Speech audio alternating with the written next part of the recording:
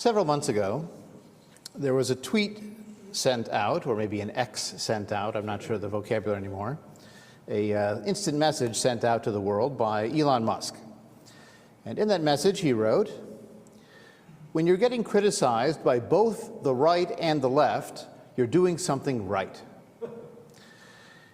Someone responded to that tweet and said, "Tell me you're not Jewish without telling me you're not Jewish." Because if you're Jewish and you feel like you're being criticized by the right and the left, you wouldn't be proud of that. You would be nervous. It's been quite a week. It's been quite a month. It's been quite a 12 months in the news of the Jews. There were many featured speakers who were Jewish at both the Republican and Democratic national conventions. There were many speakers at both conventions who decried the rise in anti-Semitism. And we know that both sides of the political aisle much prefer to focus on the other side's problems, the other side's varieties of anti-Semitism, and to minimize any possible issues on their own side. But we Jews are, on this issue, in the middle. We're getting it from both sides, whatever our political leanings, and so we don't have the luxury of ignoring either one. Personally, I like our security guard, John, very much, but I wish we didn't need him, either for psychological security or for the risk of someone doing something dumb. For many years, I have cautioned us not to react too much to random acts of stupidity. You know, it only takes one or two anti-Semitic jerks to put some graffiti on a wall, to smash a window. There was an incident maybe 10 years ago where a downtown synagogue had its front window smashed, and they published on the news the video footage of the person who did it. He pulled up in a black SUV with a mask on, he ran out, smashed, and ran away. He was afraid, more than he was causing fear. So I've told us not to get too afraid, because it just takes one or two jerks to do graffiti, to vandalize a cemetery. It doesn't indicate anything larger. But when those acts begin to add up, when they become a pattern, when they become viral online, and when they happen again and again, then we need to react more. And in the last year plus, they've become a pattern. The alarm bells are ringing, and we need to hear them. But the challenge is that the alarms are going off all over the place. And we need to understand why they're going off and where they're going off, and most importantly, what can we do about it? So I want to talk about both the right and the left. Hopefully nobody takes either one personally, if they happen to align one way or the other. But we have to face the reality of what's going on out there. Now, starting with the political right, there is an old version of right-wing anti-Semitism. Think about Nazism and neo-Nazi movements, the concept of white supremacy that excludes the Jews. They believe the Jews are part of a global conspiracy for world domination. Think the Protocols of the Elders of Zion.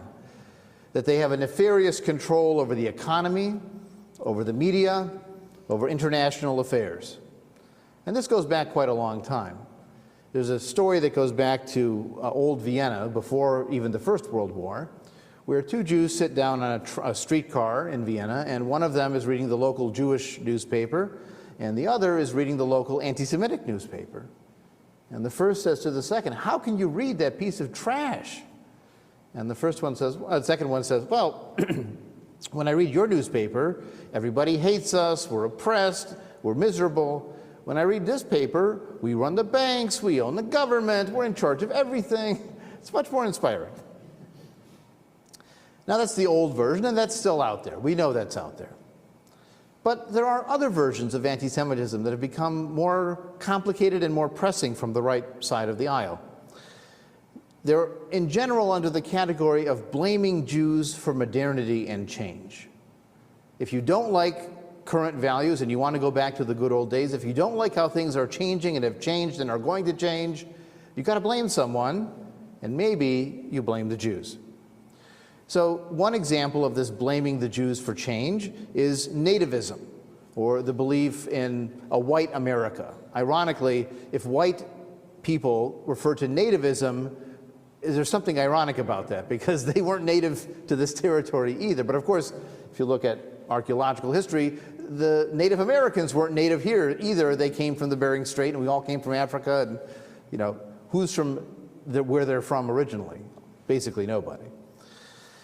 But these nativists blamed the Jews for immigration. Remember that march in Charlottesville with the tiki torches? What were they chanting? Jews will not replace us.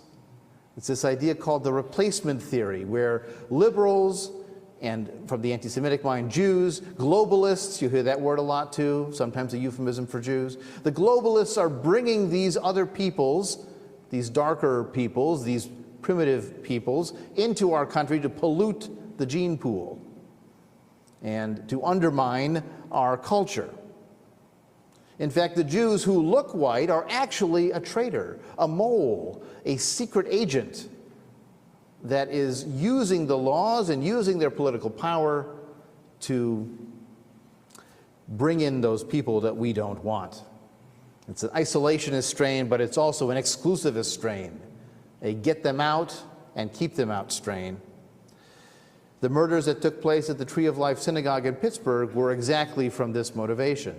They had hosted a Shabbat to honor the organization Hadash, the Hebrew Immigrant Aid Society, which provides support to immigrants of all walks of life.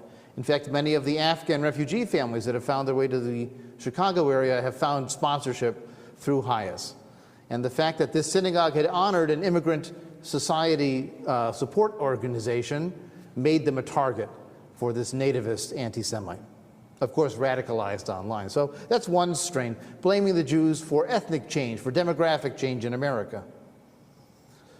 Another strain of modern right-wing anti-Semitism is the resentment of social and cultural change. If you're anti-LGBTQ rights, which communities seem to be very open and accepting and who want to have rainbow flags on their buildings? Well, sometimes it's Unitarians, but it's often Reformed Jewish synagogues and Reconstructionist Jewish synagogues, even conservative Jewish synagogues. We are a very LGBTQ affirming world in the Jewish world, outside of the Orthodox world. And even the modern Orthodox world is trying to find accommodations. So it's the 10% that are the ultra-Orthodox that are no, no, no. The 90% are some variety of yes. And if you hate that trend in the world, then who are you going to blame? Some resent the separation of religion and government, the imposition of non-Christianity, because they want to impose Christianity. So the fact that you're stopping them from imposing Christianity, they don't like that. And who are the people that do that? It's lawyers, it's the ACLU, it's the Jews, if you want to think that way. There's been for a long time a complaint of the degenerate culture that takes place and that emanates from Hollywood. You may recall there was a code in place from 1934 to 1968. It was called the Hays Code. The Hays Code was sometimes pithily described as Catholics telling Jews how to make movies for Protestants.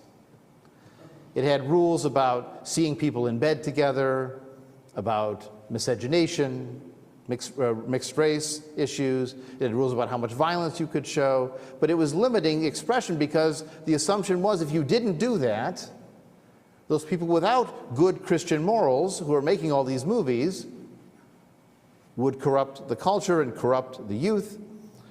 Well, you still hear a bit of this, and you see an evolution of this as well, the idea that our enemies are not just corrupt, they're immoral, in the accusation of being a pedophile. This goes back to what was called Pizzagate, when they imagined there was a pedophilia ring in a basement of a pizza restaurant that didn't even have a basement. But the assumption was there, and somebody showed up with a gun to save the kids because the internet rumor mill took off. But you hear this thrown around now that people who are in favor of LGBTQ rights are groomers because they're grooming kids to become gay. All of the anti-trans hysteria, particularly around kids, is part of this extremism. And you might say, what does that have to do with the Jews? Well, that idea of moral corruption, whether it's LGBTQ rights or popular culture, comes back to the Jews because they're seen as emblematic of that modern culture. Just last week, the name Leo Frank appeared in the news. Leo Frank was a Jewish man. He was a manager of a factory outside of Atlanta, Georgia. And he was accused of having raped and murdered a 13-year-old Catholic girl, Mary Fagan. He thought it might have been the night watchman at the facility, but he was accused, he was imprisoned, and he was lynched. They didn't even wait for a trial. Well, what happened was, or there was actually a rush trial, and then he was pardoned, and then the mob lynched him anyways. Now, the killing of Leo Frank, was the impetus for the forming of the Anti-Defamation League of B'nai B'rith. And if white supremacists hate a nonprofit organization, there's hardly any that they hate more than the Anti-Defamation League. Well, the ADL put out a post recently saying it's the 110th anniversary of the lynching of Leo Frank, which helped to start our organization. And conservative commentator Candace Owens responded to this saying, he was convicted by a jury, he's a pedophile. Because these people are all bad. She's gone off the deep end of the anti-Semitism wagon. And the irony was that one of the people who retweeted her to support her is someone on the far left end of the spectrum, a pro-Palestinian rights activist. Because sometimes it's the horseshoe theory of politics, you know? You get too far in one extreme, you're going to wind up close to the other. And there's another factor in right-wing anti-Semitism. It has to do with anger. It's anger at continued Jewish support for the political left. The majority of Jews have voted for the Democratic Party since Franklin Roosevelt. Now, sometimes it's been higher, in the 80s, 90%. Sometimes it's been lower, 65%. But it's always been a majority of American Jews who vote for the Democrats. And after a while, Republicans are getting annoyed. Now, some of them, like the Republican Jewish caucus, they're annoyed, but they don't go anti-Semitic because they're Jewish. But others have decided that it's something wrong with those Jews. Or maybe there's the wrong kind of Jews out there, because there are Jews that support the Republican Party. Sometimes they're Orthodox because they like the idea of school vouchers for private religious schools and bringing more religion into the public square. Some of them are right-wing Israeli supporters, and they want a right-wing American government that will support a right-wing Israeli government like that of Benjamin Netanyahu. They're the ones that are willing to use Israel as a wedge issue, which historically the American Israel Public Affairs Committee did not want to happen. They did not want it to be a wedge issue between Democrats and Republicans. They wanted it to be a consensus issue across the aisle, that support for Israel. And so now you have Donald Trump complaining about those Jews need to get their heads examined. What's wrong with those Jews that aren't supporting me? I'm so good for Israel. It's like judging Jews. Who's the good Jews? Who are the bad Jews? Well, the good Jews support me. The bad Jews are the ones that don't. With his daughter Ivanka being Jewish and his son-in-law Jared Kushner being Jewish and his grandkids, some of his grandkids being Jewish, you'd think he would tone it down a bit, but it's still there. So that's where we're getting it from the right. What's happening on the left? This has been a challenge over the last several years, but intensively the last 12 months. And some of the worst places to be Jewish or to be Israeli, and explicitly, visibly so, have been some of the most liberal places in the country, like Los Angeles or New York City, Portland, San Francisco. Those have been some of the more challenging places for Jewish communities. Now, before I talk about left-wing anti-Semitism, I want to make two clear caveats. And they should be obvious, but we have to say them anyways. The first is that criticizing Israel, or criticizing Netanyahu specifically, is not automatically anti-Semitism. Israeli Jews do it, diaspora Jews do it, rabbis do it, I do it.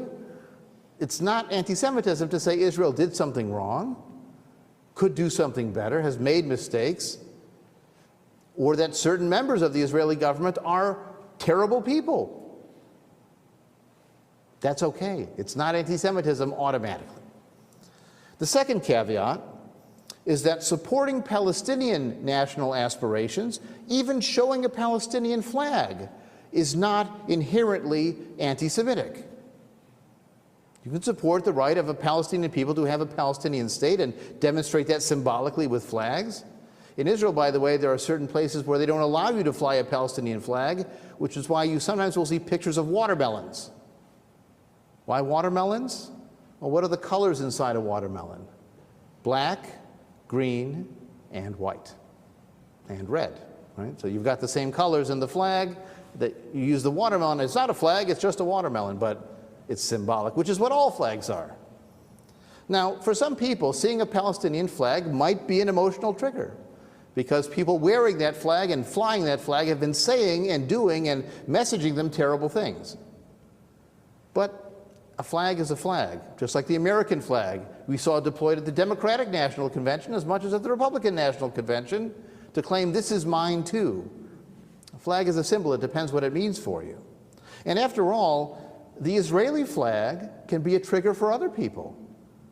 If you've always seen the Israeli flag as the occupying army that's dominating your family in the West Bank, then you wouldn't have positive association. You wouldn't be neutral about an Israeli flag. It would be negative. So we have to accept the fact that not all criticism of Israel is anti-Semitism, and not all advocacy for the Palestinian people is anti-Semitism. Now, on the left wing, there's also an old version of this hatred. It's blaming the Jews for capitalism and its excesses. You know, this was the irony in the 20th century. Jews were blamed for being communists and undermining the traditional order, and also blamed for being capitalists and undermining the old order by the new radical economy and by being focused on money, money, money. You know, you see Shakespeare's Merchant of Venice, and it's all about money, money, money. There's one scene where his daughter has run away with his gold, and you hear Shylock lamenting, "My daughter and my gold," as if they're equal. And some people play it with the gold as even like, "My daughter and my gold." It's very painful. So that's the old version of anti-Semitism that is from the left wing, believing that the Jews are behind capitalism and its excesses, and they've corrupted the American government and its foreign policy because of their loyalty to another nation, this Israel lobby that we sometimes hear about. Now you can see how, again, that horseshoe effect, because the right wing also thought that the Jews had a nefarious control over international affairs. Well, some on the left wing feel the same way. And you can see sometimes from a Black Panther Party or other organizations like that, where they'll post pictures of Jews dominating things like Netanyahu with strings controlling other governments or the American government. I mean, that's that anti-Semitic imagery played out in political ways. Now, left-wing anti-Semitism has also evolved in new forms in recent years. The first new version is one that describes Israel and its supporters as emblematic of the ethno-state. An ethno-state is a state that prefers and privileges one particular ethnic group over any other group that's there. It celebrates that language, it highlights those holidays, it reinforces that identity, and it oppresses those who are not of that identity. You might think of, I don't know, white-dominated South Africa. Even though they weren't the majority, they defined the culture of the government and the ruling power. You could point to Serbia in the former Yugoslavia. You can point to, well, even Germany, by the way, which privileges German ethnic return to Germany, but does not allow Turkish citizens who have kids to have their kids automatically be German citizens. They don't have a birthright citizenship in Germany, so you can get generations who are not citizens even though they've been raised in the same country. So there are ethno-states, and from a perspective of pure democracy, a multi-ethnic or even a non-ethnic, not focused on culture democracy, there are problems with an ethno-democracy. And Israel is seen as sort of the pinnacle, the worst possible example of an ethno-state. Now, I have to be honest, some of the people who do this protesting may not realize there are other ethno-states. They might think Israel is the only one, and every other country is simply a pure democracy or a pure dictatorship, but at least it's pure something and not corrupt. And so what happens that makes it, from a political science critique, into anti-Semitism is when you blame all Jews for what's happening in Israel. Even the Jews who march in protest, even the Jews whose family are protesting on the streets of Tel Aviv, even Israelis who've left the country because they don't like the political ethos there. At the Democratic National Convention, there was a meeting organized by Agudat Yisrael, which is an Orthodox Jewish organization. It was to talk about anti-Semitism. It had nothing to do with Israel. But because anti-Israel protesters found out about it, they showed up and started chanting. Now, in the alarmist side of things, I saw a headline on, I think it was Fox News, that says, group riots at Jewish religious meeting. There were 4 people with masks on who were chanting. These were not like a big threatening riot here. But it was still bringing the Israel issue into this. This happens to us on Facebook posts all the time. We boost Facebook posts about our Sunday school, or about a Shabbat service I'm leading where we're talking about a Torah portion. And someone shows up and says, "Free Palestine, stop killing babies, get rid of genocide," or more obnoxious anti-Jewish things. There have been attacks on synagogues and Jewish institutions in Canada and in Europe, more so than in the US.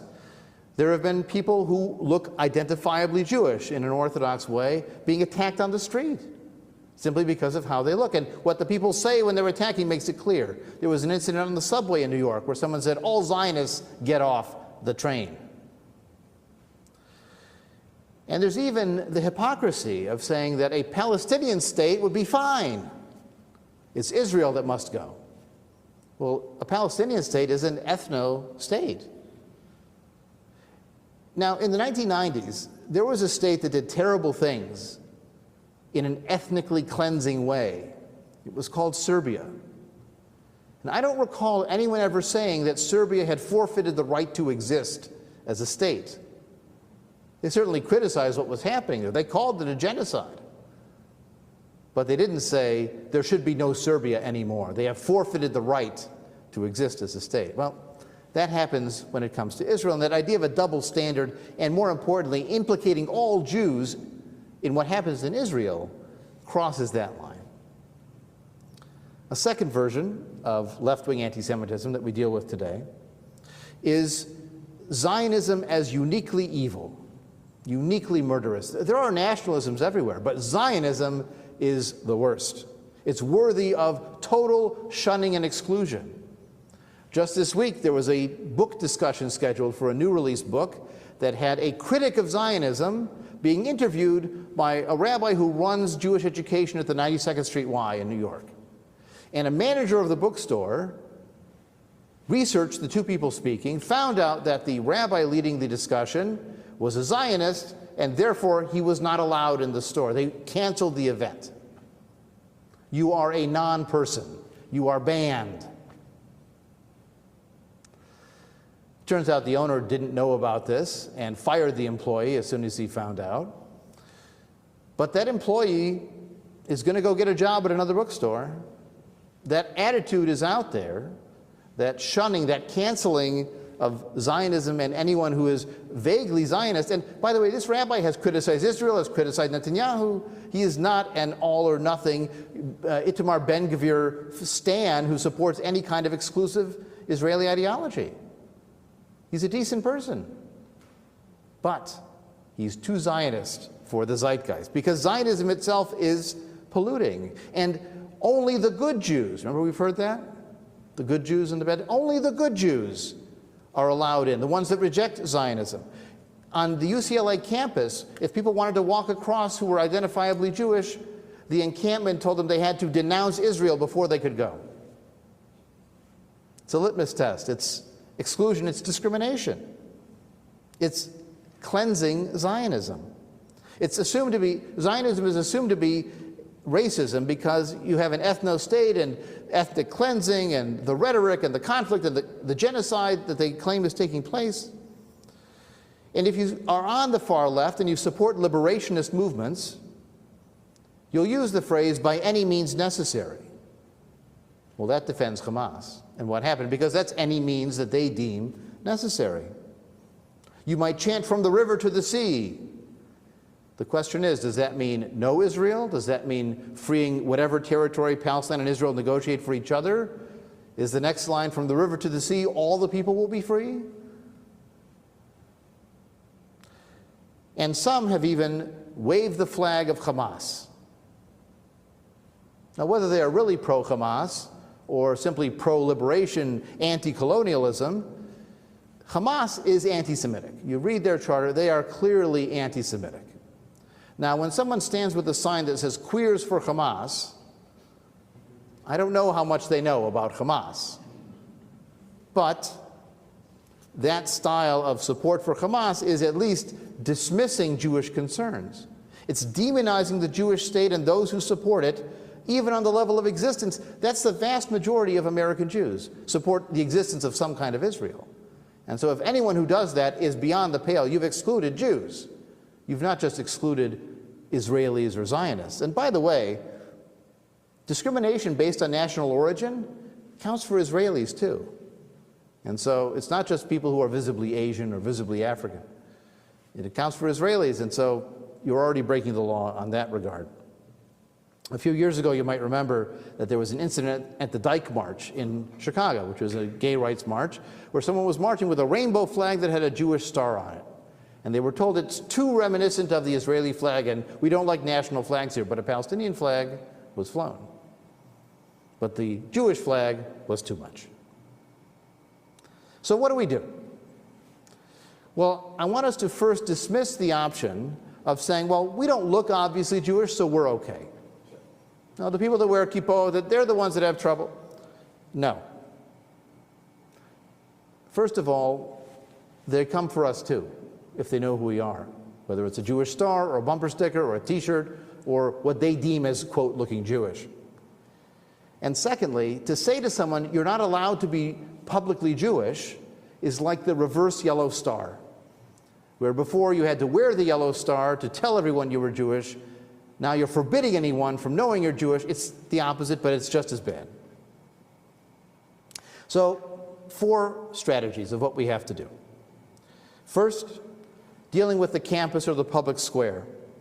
We have to find a balance between free speech and anti-Semitism. Because on a campus, you're allowed to have some free speech. In the public square, people have the right to express themselves. They can't cause violence, but they can express themselves. So allowing students to class, that's a non-negotiable, as the court just ruled last month.